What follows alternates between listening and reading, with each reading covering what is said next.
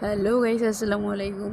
আজকে নিয়ে এসেছি চিকেন উইংস, যার নাস্তার জন্য যার জন্য কিছু চিকেন উইংস নিয়ে নিয়েছি। প্রয়োজনীয় উপকরণ: আদা বাটা, জিরে বাটা, পেঁয়াজ বাটা, লবণ, হলুদ, মরিচের গুঁড়া, ধনিয়ার গুঁড়া, তারপর দিয়েছি কিছু পরিমাণ সয়া সস।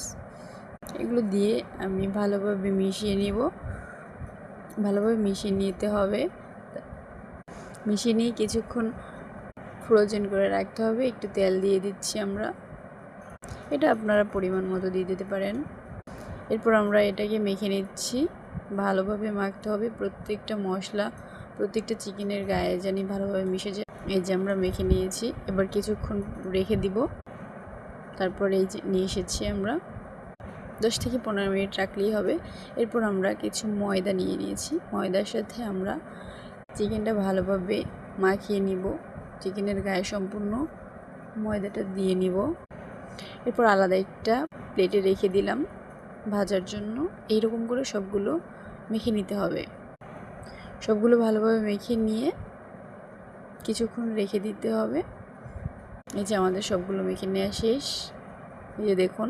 এরপর আমরা একটা কড়াইতে তেল দিয়ে দিয়েছি। তেলটা গরম হয়ে আসলে আমরা চিকেনটা ভেজে নিচ্ছি।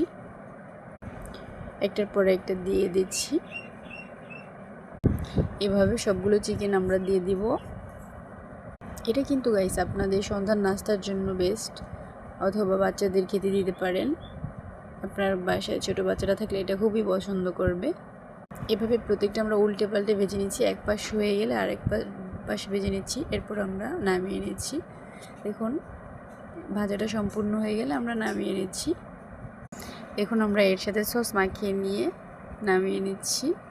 গরম গরম চিকেন উইংস, এটা আপনাদের বাচ্চারা থাকলে খুবই পছন্দ করবে। দেখুন, খুবই মজাদার একটা নাস্তা।